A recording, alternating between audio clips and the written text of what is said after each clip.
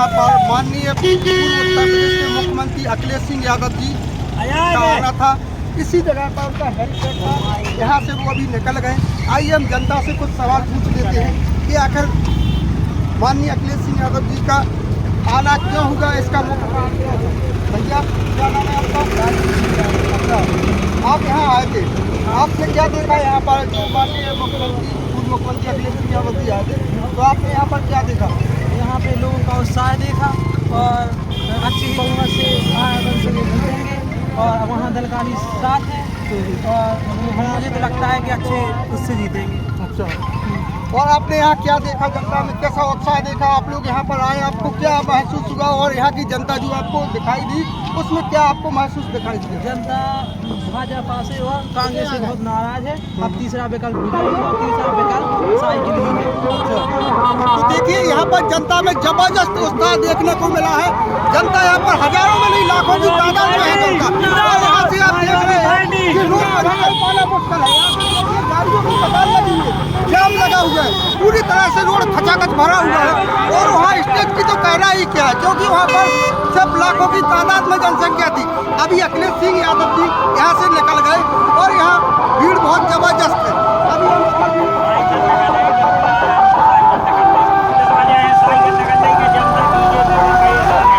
जितने भी युवा है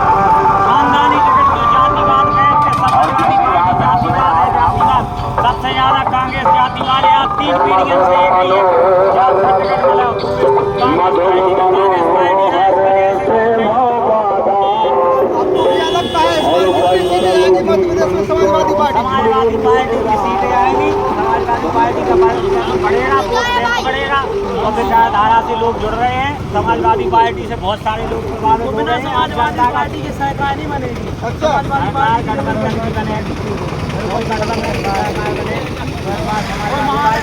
महादल के लोग भी साथ, महादल के लोग भी साथ।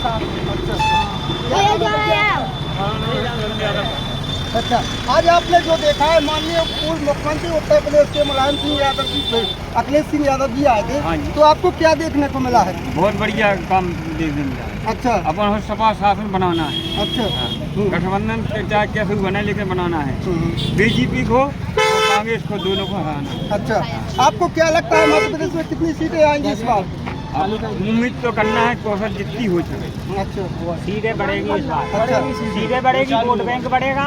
समाजवादी विचारधारा में बहुत सारा उत्साह है। इस समय देखिए, आप खुद देख लीजिए, वहाँ से लगा के यहाँ हेलीपैड तक जनता ही जनता दिख रही है आपकी बात। समाजवादी की सरकार साइकिल यहाँ से सीट निकलना बिल्कुल तय है। यहाँ पर भीड़ हजारों में नहीं लाखों की तादाद में पहुँच चुकी है और रोड पर निकल पाना मुश्किल है। जगह जगह बैरिकेड लगाए गए थे कि जिससे आने जाने में कोई अवरुद्ध ना हो। और अच्छा, आइए हम भैया, हमारे पत्रकार बहुत, कैमरामैन संदीप,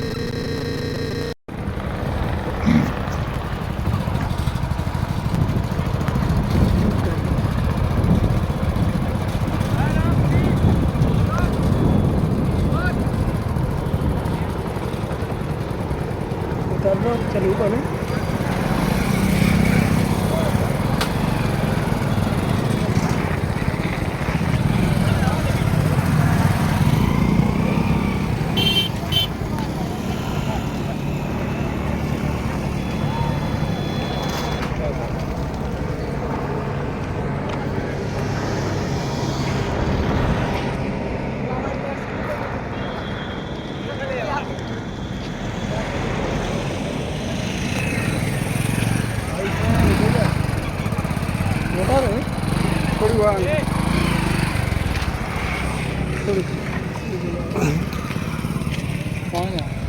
नहीं है आईडी नहीं देख भैया आईडी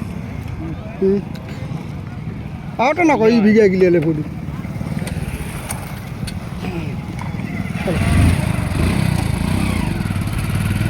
तुम्हारे जेठ में तो रहा डोरना अब अबे। तो आए है, अभी तो आए सही बता भगवान कसम। कितने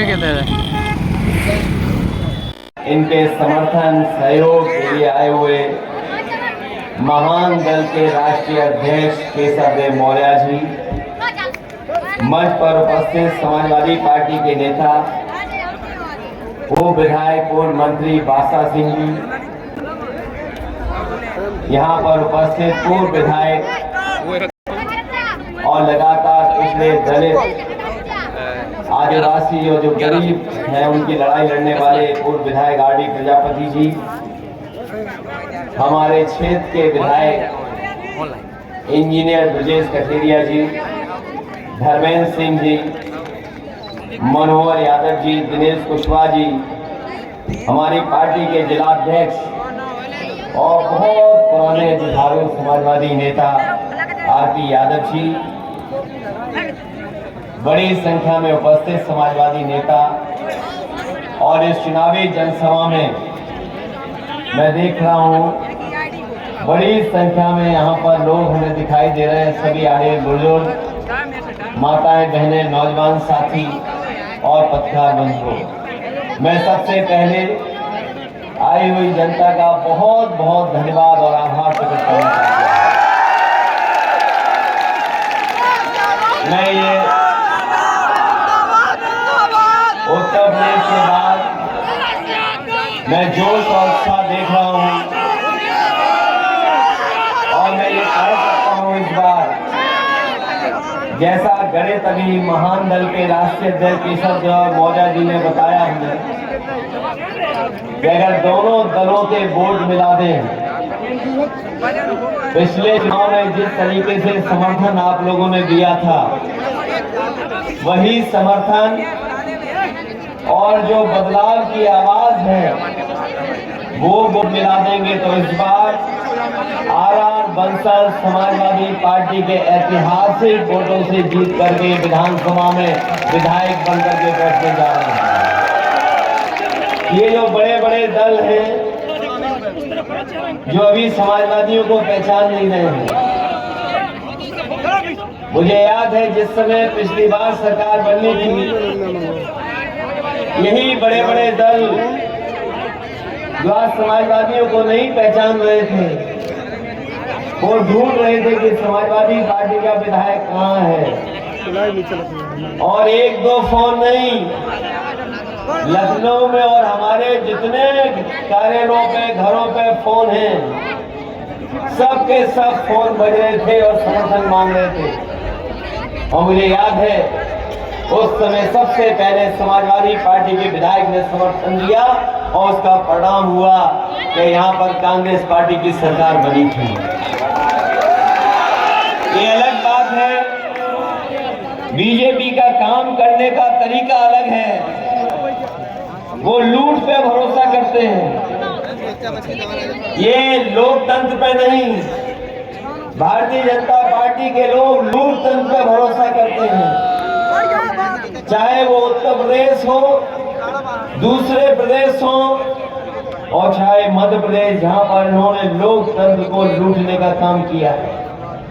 इनकी सरकार नहीं थी, लेकिन इन्होंने विधायकों को न जाने कौन सा प्रसाद दिया, न जाने कहां का प्रसाद था कि वो विधायक कांग्रेस पार्टी को छोड़ करके भारतीय जनता पार्टी के संग चले गए और यहाँ सरकार भारतीय जनता पार्टी की बन गई।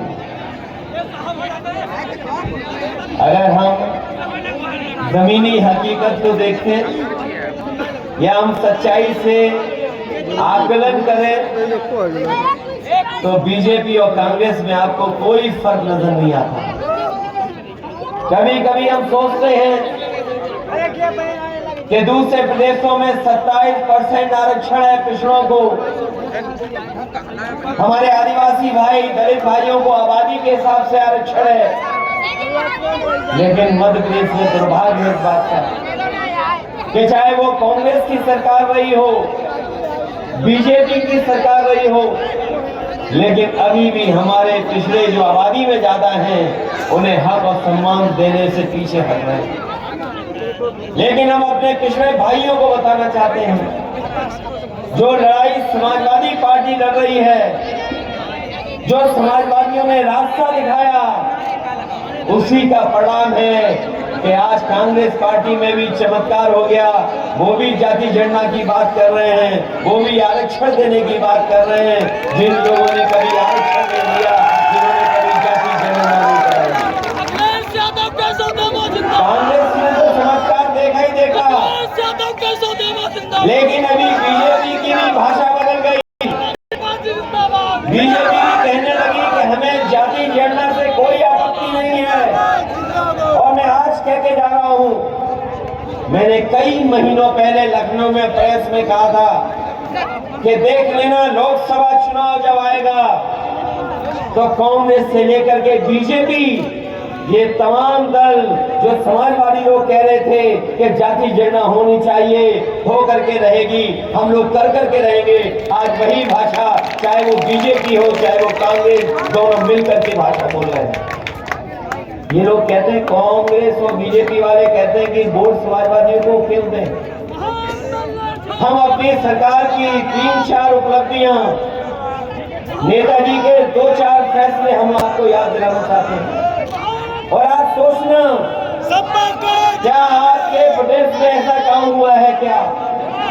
मुझे याद है जब देश की सबसे बेहतरीन सड़क बनाने में जा रहा था, नेताजी उसके शिलान्यास के लिए आए थे।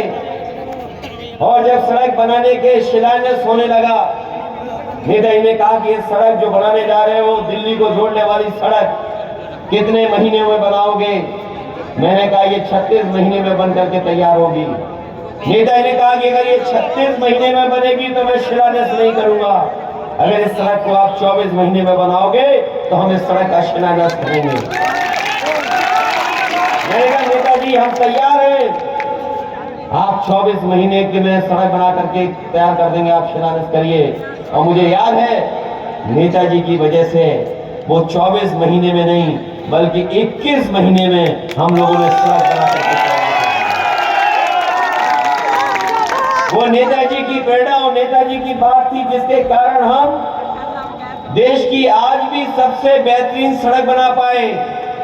और याद होगा आपको, आपने वो वीडियो देखा होगा, मैं देख रहा हूँ नौजवानों के हाथ में मोबाइल भी है, ये गूगल पे हर चीज को देख लेते हैं, समझ लेते हैं। आप गूगल कर करके देख लेना, जिस सड़क पर प्रधानमंत्री ने एयरफोर्स का सबसे भारी विमान उतारा था, उतारने के बाद उस हवाई जहाज से अकेले उतरे थे, अगर वो सड़क किसी ने बनाई थी तो वो समाजवादी पार्टी की डिजाइन थी।